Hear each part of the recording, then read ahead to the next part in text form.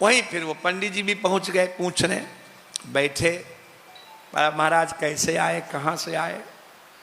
तो वो बोले कि हम आए तो थे अपना जन्मपत्र आपको दिखाने के लिए, गृहदशा, लेकिन अब हम अपनी गृहदशा नहीं पूछेंगे, अब हम आप ही की पूछना चाहते हैं कि आप बताओ अपनी जन्मपत्री देखे कि नहीं देखे? बोले क्यों? बोले इतने तुम विद्वान, इतने ज्ञानी, इतने दिव्य, इतने विनम्र भाषण करने वाली, और तुम्हारी पत्नी ने तुम्हारे पीछे हमको सौगाली सुनाई आपके लिए, और आप आए तो आपके मुंह पर भी सुनाई। ये मामला क्या है? अपना देखा तुमने? बोले हाँ देखा। अच्छा अच्छा, क्या देखा? तो पंडित जी कहते पूर्व जन्म में मैं कौवा था। कौन था? और ये मेरी पत्नी थी गधी, गधे की घरवाली, और इसकी पीठ पर एक बहुत विशाल फोड़ा हो गया था, और कौवा होने के नाते मैं उस पीठ पर चोंच मारता था। इसको बड़ी पीड़ा होती थी, और मुझको इसका घाव का स्वाद इतना लग गया था कि मैं इसको चैन से बैठने ही नहीं देता था। दिन में 2-4 बार खोद देता था।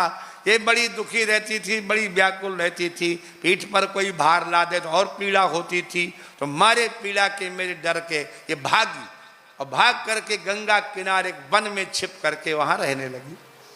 वहां हरी हरी इसने घास खाई, गंगा जी का पानी पिया, मोटी ताजी हो गई, और इसके घाव भी ठीक होने लगा, लगभग ठीक हो गया।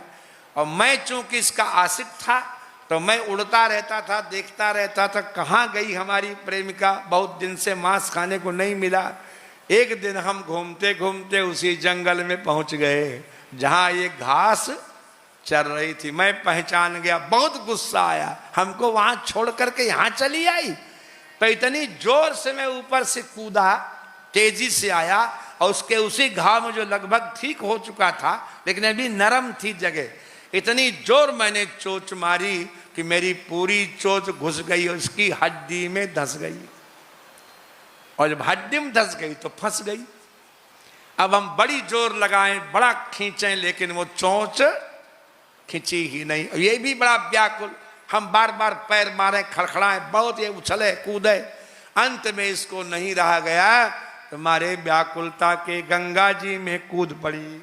और गंगा का प्रवाह बहुत तेज था, ये व्याकुल तो थी ही थकी थकाई, तो उसमें बहने लगी और जाकर के कुंड में डूब गई। और इसके साथ ही चूंकि मेरी चोंच फंसी ही थी तो मैं भी डूब करके मर गया। जो गंगा जी में मरे तो ये बनी पंडिताइन और हम बने पंडित जी। बोलो राधे राधे। तो जैसे मैं इसको चोंच मार मार करके पीड़ा दिया करता था, वैसे ही अपनी वाणी की चोंच मार मार करके ये मेरे हृदय को पीड़ित करती रहती है। अगर मैं इसके विरोध में कुछ बोलूं, इसको मारूं पीटूं, तो फिर कर्म बन जाएगा, फिर जन्म लेना पड़ेगा। इसलिए हम सब गालियां इसकी सहते हैं, अपना अकाउंट चुका रहे हैं। बोलो राधे राधे। बात समझ में आई कि नहीं आई? आपके साथ जो पड़ोसी है, पुत्र है, पत्नी है, पति है, अगर आपके अनुकूल रहे, नहीं है, प्रतिकूल है, तो समझ लीजिए हमारा लेन देन है। क्या है? तो कौन सुख दुख देने वाला हुआ? वो गालियां जो उसको पड़ रही हैं वो खुद उसका कारण था कि वो पंडिताइन कारण है? बोलो। न चोंच मारी होती, न मांस खाया होता, न इस तरह से गालियां खाने को मिलती। को न केहू सुख दुख कर दाता, को न केहू सुख दुख कर दाता, निज कृत कर्म भोग सब भ्राता, निज कृत कर्म भोग सब भ्राता, को न केहू सुख दुख कर दाता, निज कृत कर्म भोग सब भ्राता।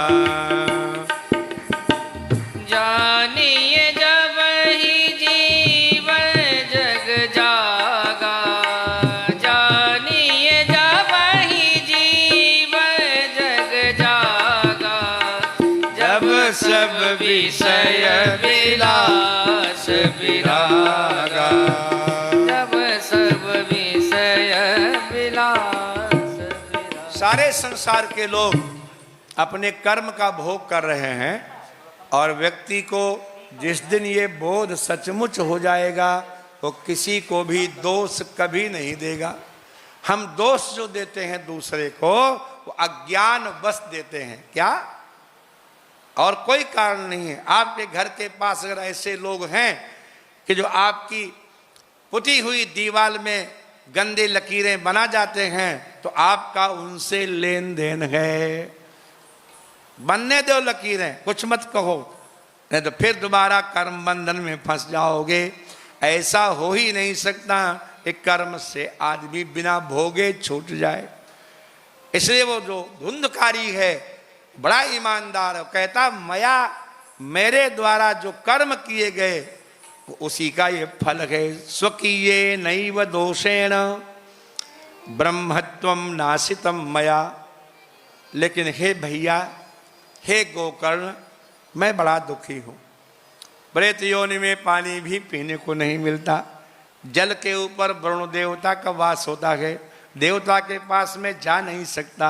अत्यंत मलिन अशुद्ध कीचड़ वाला शौच से बचा हुआ जो जल है वही हमको पीने को मिलता है। आप ऐसा करो, कोई उपाय कि हम मुक्त हो जाएं।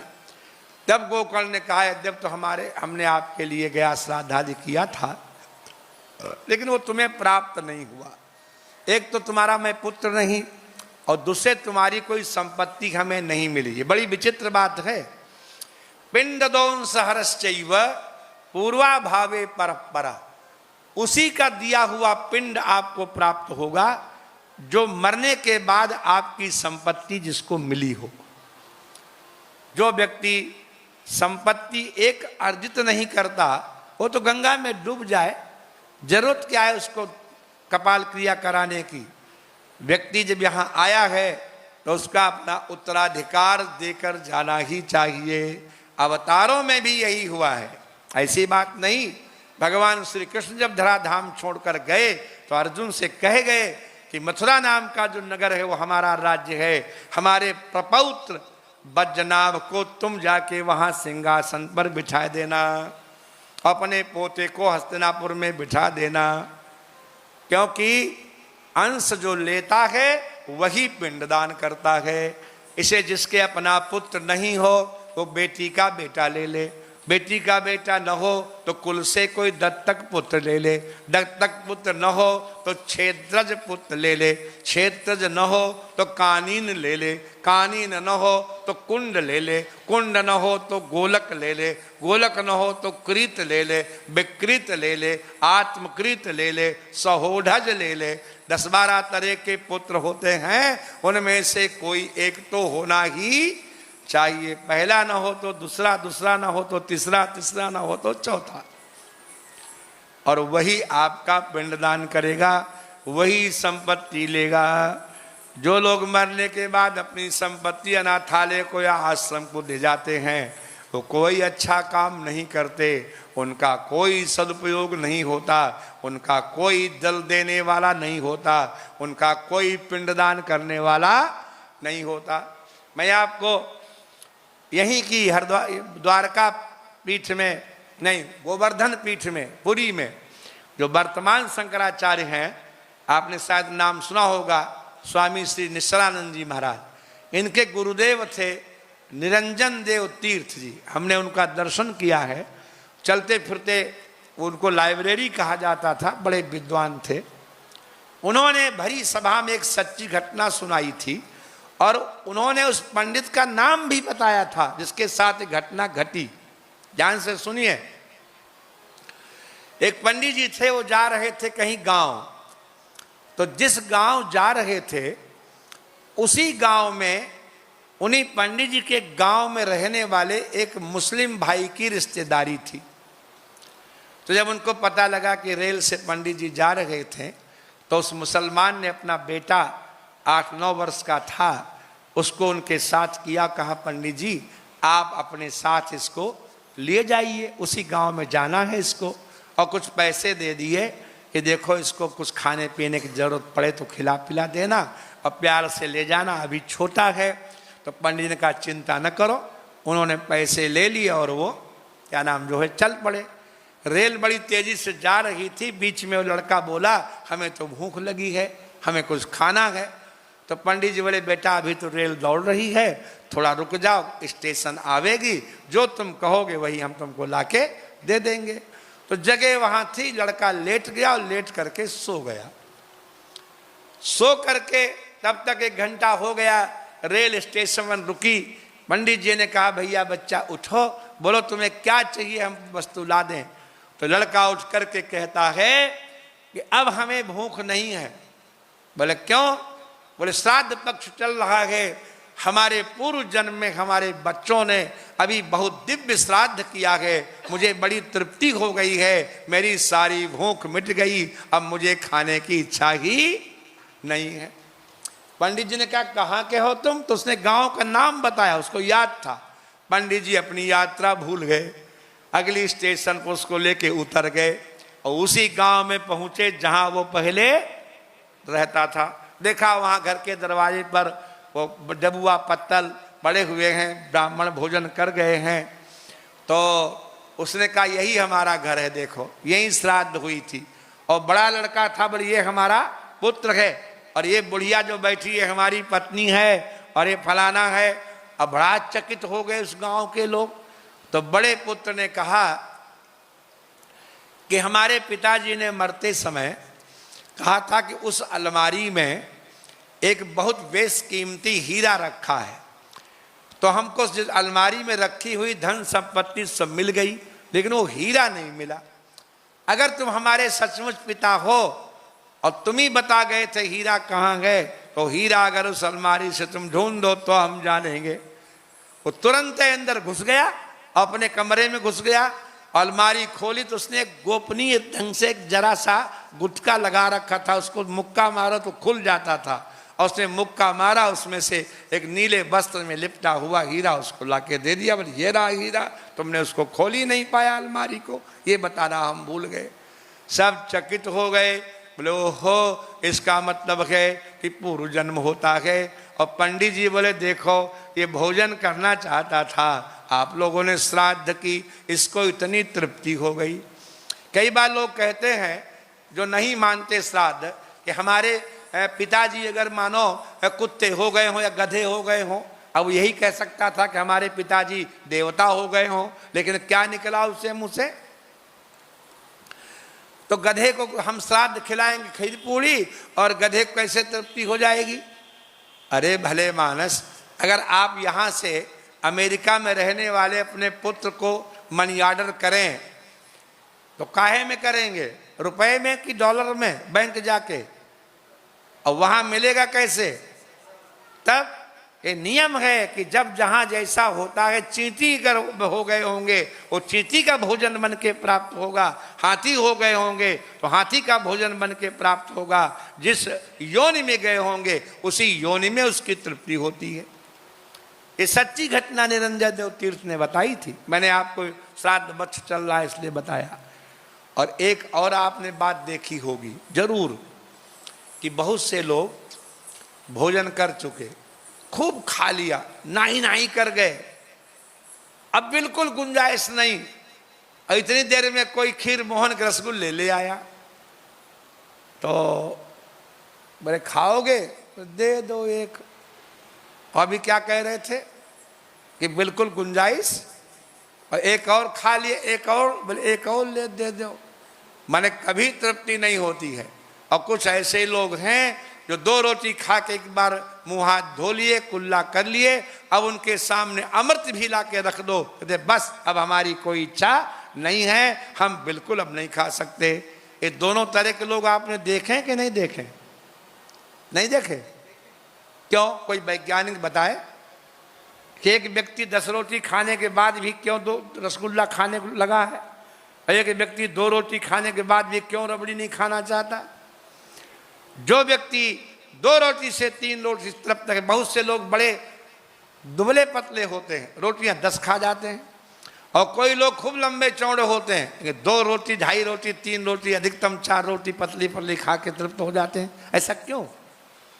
क्योंकि जिनके कुलों में श्राद्ध होती है, जन्म जन्मांतर से उनकी तृप्ति है, इसलिए खाते तो हैं लेकिन पूर्ण तृप्त हैं। और जो ऐसी योनियों से आए हैं जहाँ कभी श्राद्ध तर्पण पिंडदान होता ही नहीं है, भला वो कैसे तृप्त हो सकते हैं?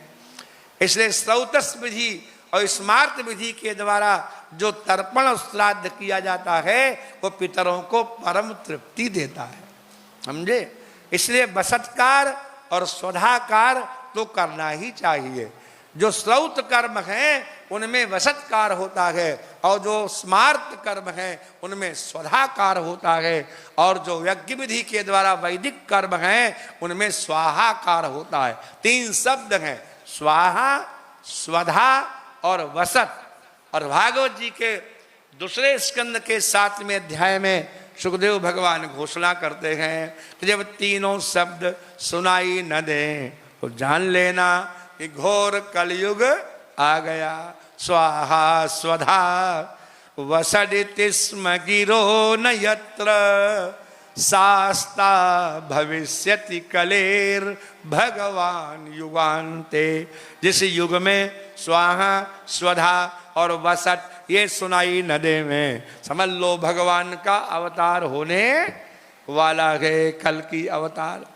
इसलिए धुंधकारी का जो जीवन है गया श्राद्ध से तृप्त क्यों नहीं हुआ? क्योंकि उसने अपना 1 भी रुपया, राधे राधे बोलो, कमाई का किसी को नहीं दिया। कैसे तृप्त होगा? आपने कभी मंदिर में कुछ दान किया है? कभी गाय के निमित्त कभी चारा डाला है? कभी किसी गरीब कन्या के विवाह में सहयोग किया है?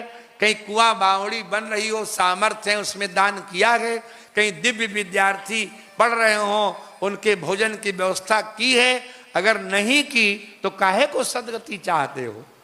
प्रेत बनो, भटकते रहो जीवन भर। जितना भी आपके पास मिला है उसमें बहुत हिस्से हैं महाराज। पूर्तेष्टदस्त नियम व्रत देव विप्र गुरुवर्चनादि विरलम भगवान परेश आराधितो यदि गदाग्रजयेत्य पाणिम गृह्णातु मेन दमघोष सुता दयोन्ने। ये द्वारका जी हैं, रुक्मिणी अम्बा भगवान को कहती हैं कि यदि अपने जीवन में आपकी मैंने आराधना की हो तो कैसे आराधना की? पूर्त, यदि मैंने गरीबों के लिए कुआं बावड़ी बनवाए हो, उनके रास्ते में चलते हुए पथिकों के लिए मैंने छायादार वृक्ष लगाए हो, देखिए भागवत में लिखा है। और यदि मैंने आवश्यकता वाले लोगों को दान किया हो, यदि मैंने देवताओं की तृप्ति के लिए नियम और व्रत किए हों, यदि मैंने देव ब्राह्मण और गुरु की सेवा करके आपकी आराधना की हो। क्या लिखा है भागवत में कि यदि आप पिता माता की आराधना करते हैं तो पिता माता की आराधना नहीं है, वो भगवान की आराधना है।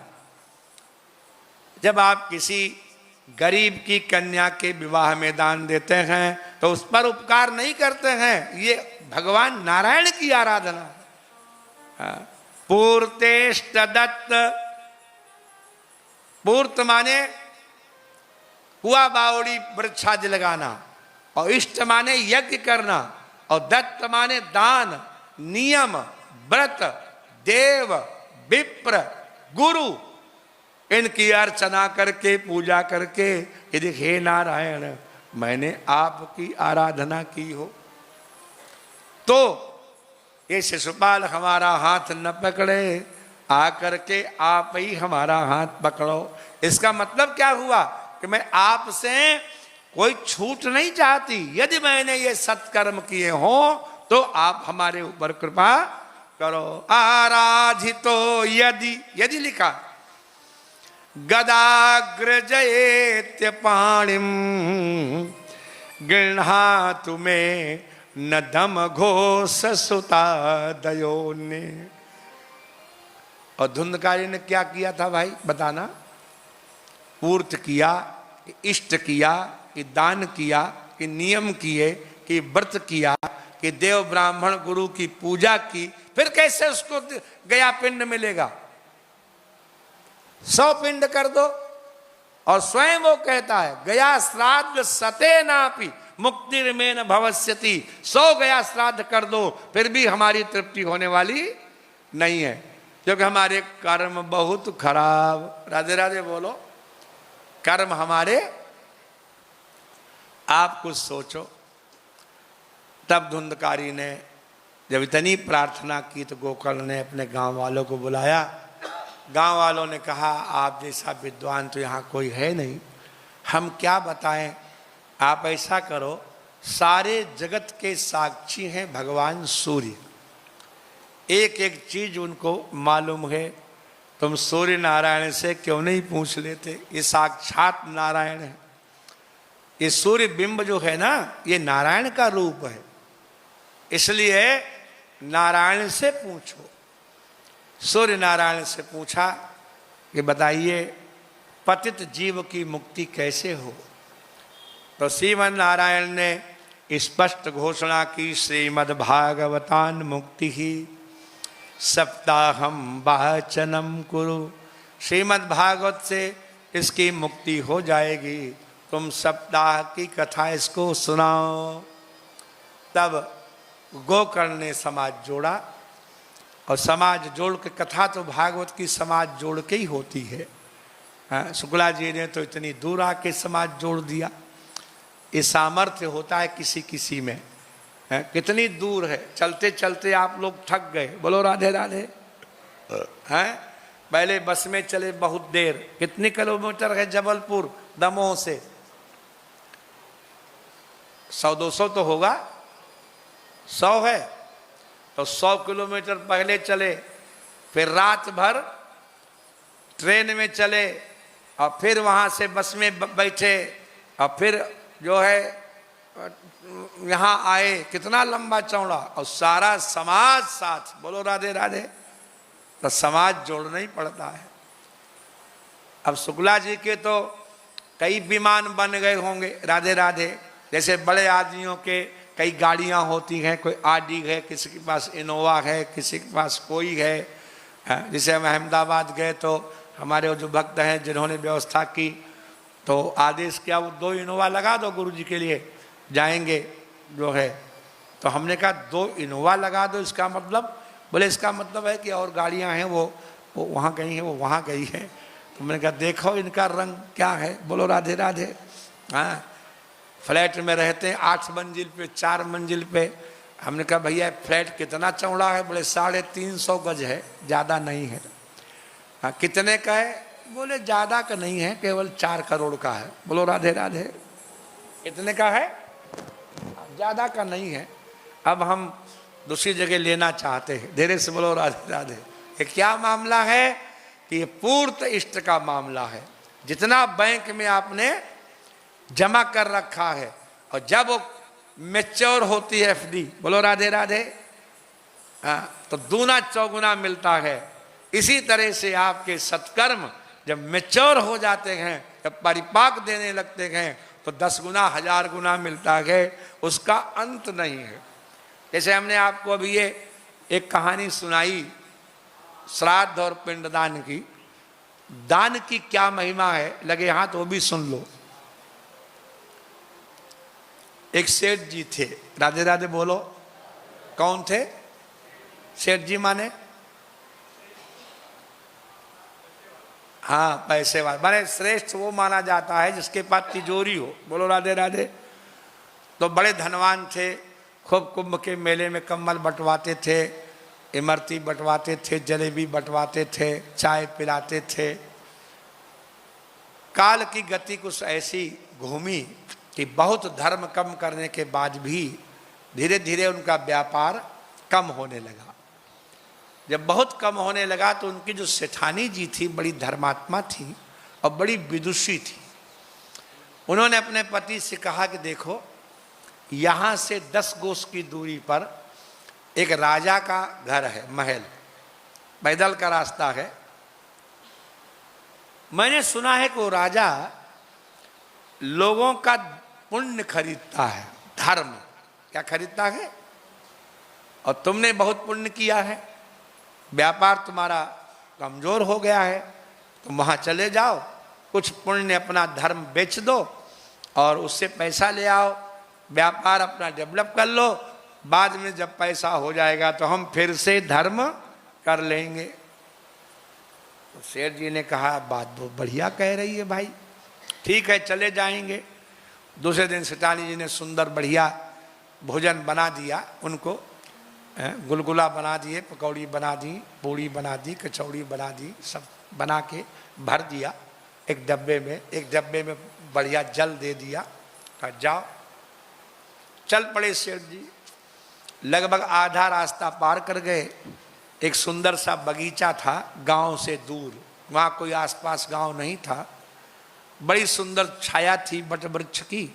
तो मन में विचार किया कि यही बैठ के अब प्रसाद पा लें, आधी रास्ता तो कटी गई, आधी उसके बाद कट जाएगी। तो बैठ गए, बैठ करके वो डिब्बा खोला, वहाँ पत्तों की तो कोई कमी थी नहीं, सुंदर पत्ते लिए, तिनके से जोड़ के बढ़िया पत्तल बनाई और उसके ऊपर पूड़ी कचौड़ी मिठाई सब्जी निकाल के रखी, जल लिया, हाथ धोया।